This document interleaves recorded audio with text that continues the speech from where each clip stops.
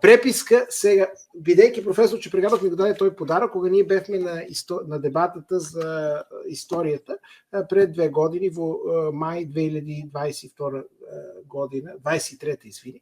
И аз бях много благодарен на него и аз много внимателно ги читам негови труди. Ови са документи от македонската емиграция. Значи, ови са сръбски архиви во кралство или кралевина Югославия за македонската емиграция. Значи, предниот пат покажавме едно писмо што се случувало во Јангстаун и со луѓето кои биле во Јангстаун. Ово е со луѓето кои биле во Нью Йорк и со огранокот на МПО во Нью Йорк. Ово е писмо од 22 март 1940 година. И ово е посебен поздрав кон овој нашиот пријател Љупчо Анастасовски. Та што пишуват македонска политичка имиграција во Нью Йорк до Министерство за дворешни работи, Белград. И то ово практично кралскиот југословенски конзулат испраќа писмо до дипломатската мисија на кралството, кралевина Југославија, и информираат за тоа што се случува во македонската политичка, таа се нарекува, дури нарекуваат политичка револуционерна македонска организација, која се нарекува Отечество. Огранокот во Нью Йорк се нарекува Отечество.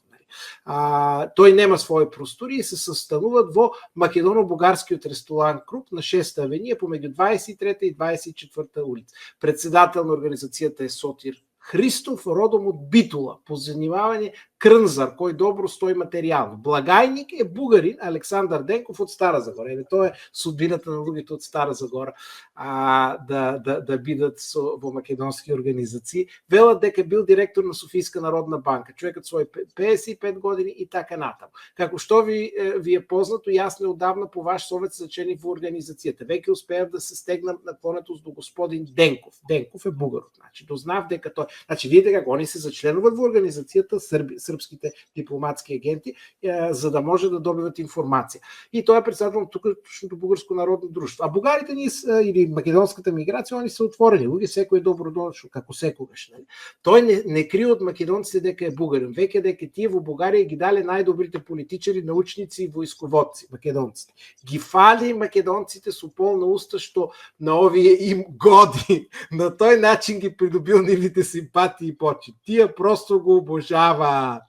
Предходно му се јави кој е секретар, Доротер Сајдо. Еден од тукашните најактивни членови е Михајло Попов или Поповик од Битула. Брат му во Битула е Анджија. Зет му е убиен како бугарски комитет 1912 година.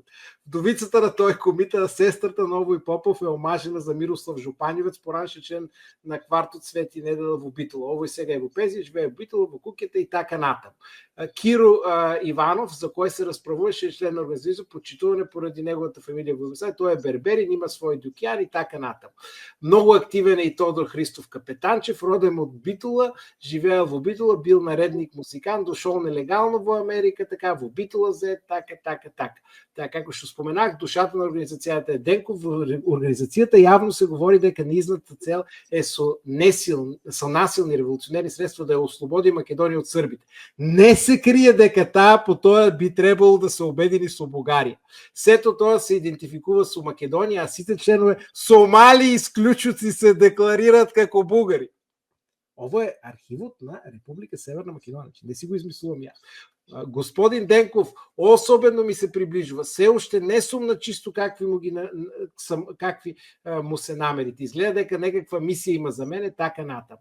Сега Киселинчев сега се наоѓа едно членовите там е Киселинчев, кој е подоцна председател на МПО. Во Индијанаполис тој е национален водач на целата организација во САД и Канада. Вториот најактивен е Никола Хаджимитров, кој живее во Стилтон, Пенсилванија. Инаку таму тврдат дека биле етничките македонци. А што пишува? Родом е од Прилеп, бил бугарски санитерски подпоручик за време на окупација. Станува збор за периодот на Првата светска војна. За србите ова е окупација. Подоцна бил стипендист на југословенската држава во Париз, каде што ги продолжил студиите по медицина и започнал да организира македонците, поради што е изгубил стипендијата. Односно работи на антисрпска Оженете со французојка, одлично зборува купи јазици, бугарски, француски, германски, англиски, така. Не се чувства никаква особена живост во работа на организацијата во Њујорк. Господин Денков и држи предавања на членовите, ми речи дека Бугарија не го помага македонското движење директно материјално, туку индиректно, и дека движењето го помагаат хрватите.